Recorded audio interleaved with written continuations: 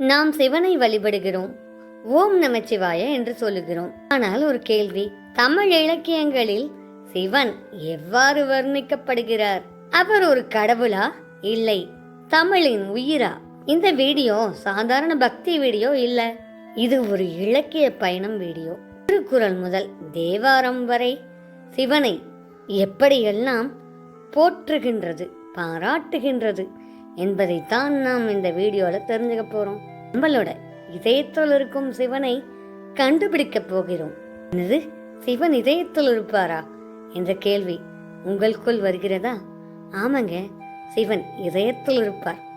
மனப்பூர்வமாக அவர் மீது நேசம் கொண்ட, காதல் கொண்ட அனைத்து பக்தர்கள் மனதிலும், அடியார்கள் மனதிலும் சிவன் இதயத்தில் இருப்பார் என்று சொன்னால் உங்களால் நம்ப முடிகிறதா?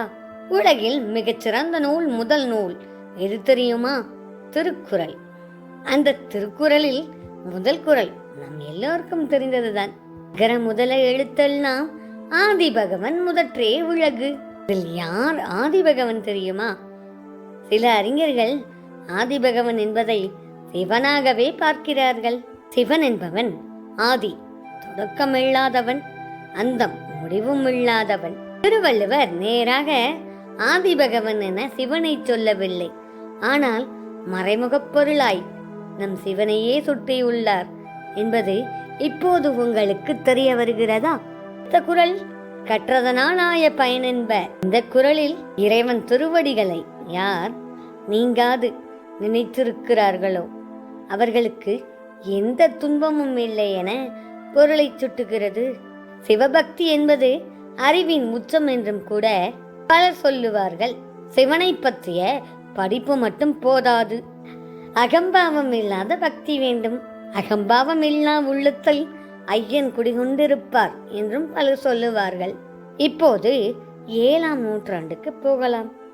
அப்பர், சம்பந்தர், சுந்தரர் இவர்களெல்லாம் சாதாரண மனிதர்களா? சிவபக்தியில் ஊறிப்போன தொண்டர்கள், சிவபக்தியில் மெய்மறந்தவர், மேனி செலுத்தவர். அப்பருக்கு ஒரு கடுமையான நோய் வந்தது. அவர் இறைவனை நினைத்தார். கூற்றுவன் கூற்றினை வென்றான் என்று அவர் பாடிய பாடலே அவருக்கு மருந்தாக மாறியது. எப்போதுமே ஒரு சிலர் கோயிலுக்கு போனா மெய் மறந்து பாடல் பாடுவாங்க. அந்த காட்சியை யாராச்சும் பார்த்துருக்கீங்களா?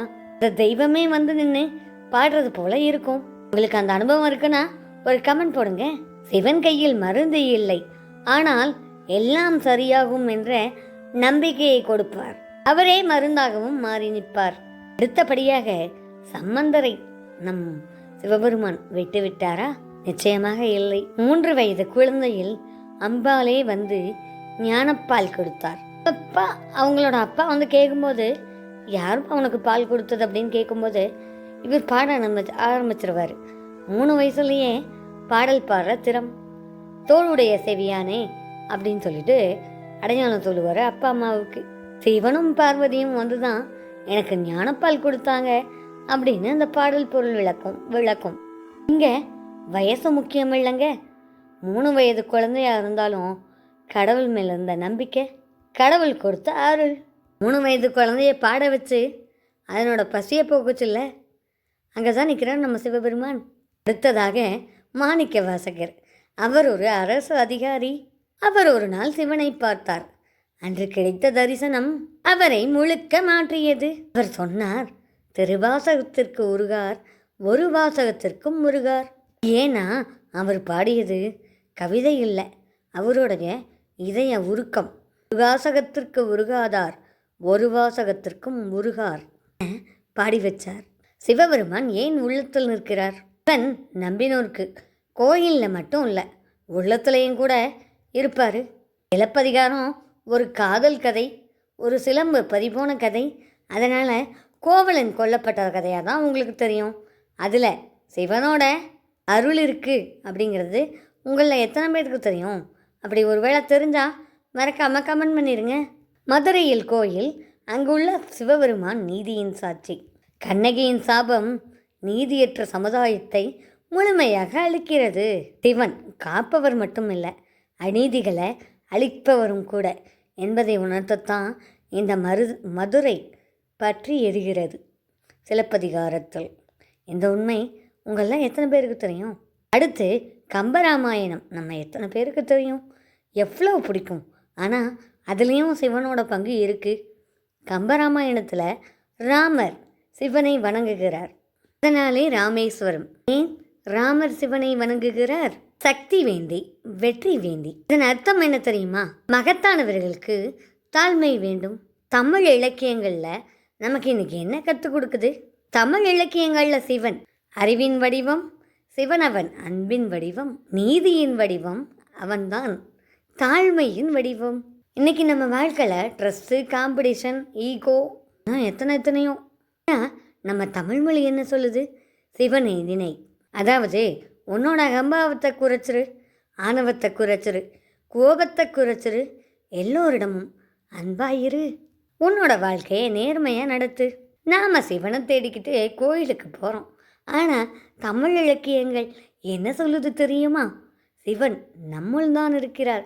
அவர் நம் செயல்களில் இருக்கிறார், நம் நேர்மையில் இருக்கிறார்.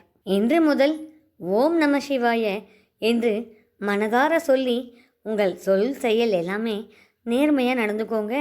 சிவன் நிச்சயமாக உங்கள் கூடயே இருப்பார். நீங்கள் நல்லா கவனிச்சிங்கன்னா வயசான பாட்டி தாத்தானால கோயிலுக்கு போகவே முடியாது. ஒரு மலையில் இருக்கும், ஒரு உயரமான இடத்துல இருக்கும், இல்லை படிக்கட்டுகள் நிறைஞ்ச இடத்துல இருக்கும். அவங்கெல்லாம் என்ன பண்ணுவாங்க தெரியுமா? வீட்டு வாசலில் சூரியனை பார்த்து தனக்கு பிடிச்சமான அத்தனை தெய்வத்தையும் வேண்டுவாங்க. அந்த இடத்துல கடவுள் நிச்சயமாக அவங்களுக்கு உதவி செய்வார். ஏன்னா அவங்க நண்பறது கடவுளை தான். ஒரு பக்தி கதை இல்லை. சிவனும் தமிழும் என்றைக்குமே புரிக்க முடியாத ஒரு விஷயம். சிவன் என்பவன் தமிழின் இதயமானவன் என கூட சொல்லுவார்கள். இந்த வீடியோ உங்களுக்கு பிடிச்சிருக்குல்ல?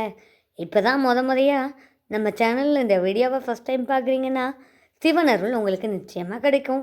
மறக்காமல் வீடியோவை சப்ஸ்கிரைப் பண்ணி சிவன் வீடியோவுக்கு ஒரு சப்போர்ட்டை கொடுங்க. ஆல்ரெடி நீங்கள் சப்ஸ்கிரைபராக இருக்கீங்க அப்படின்னா ஓம் நம சிவாயன்னு ஒரு கமெண்ட்டை போடுங்க. வீடியோ பிடிச்சிருந்தா லைக் பண்ணுங்கள்.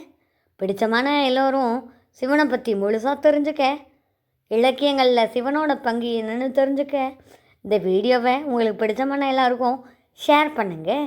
இன்னும் சிவனுடைய திருவிளையாடல்கள் நிறையவே இருக்குது. அதனால் இன்னும் பல வீடியோ வரப்போகுது. ஓம் நம சிவாயன்னு மனசார சொல்லுங்கள். மனசார உங்கள் சொல்லு செயல் எல்லாத்துலேயுமே சிவன்கிட்ட ஒப்படைச்சிட்டு உங்கள் ஒவ்வொரு காரியத்தையும் சிவனை வச்சு தொடங்குங்க. நிச்சயமாக வெற்றி பெறும். நம்ம தேனின் கதைகள் தோழி தமிழ் சோஷியலுக்கு கூட அப்படி தான். எத்தனையோ கேலி கிண்டலை தாண்டி, சிலரோட புறக்கணிப்பை தாண்டி, சிலரோட வயிற்றுச்சலை கூட தாண்டி தொடர்ச்சியாக பயணப்பட்டுக்கிட்டே இருக்குது. எந்த ஒரு இடையூறும் இல்லாமல் சிவன் பார்த்துப்பார். எல்லாமே அவரோட பொறுப்பு, நம்மளோடது எதுவும் கிடையாது. நமக்கு இது ட்ராமா. நம்ம இதை செய்ய சொல்லியிருக்கார், நம்ம செஞ்சிட்ருக்கோம். அவரோட அறிமுகத்தை நம்ம கொடுத்துட்ருக்கோம் அப்படின்னு சொல்லிட்டு தான் தொடங்கியிருக்கோம்.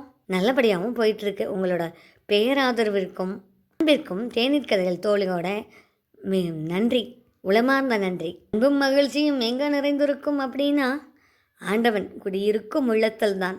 என்னென்னமோ தேவையில்லாத எண்ணத்தை மனசுக்குள்ளே போட்டு குழப்பிட்டு இருக்கிறதுக்கு கடவுளை நினைக்கலாம், தப்பு இல்லை. கோவிலுக்கு செல்வது மன அமைதிக்காக, இட தூய்மைக்காக.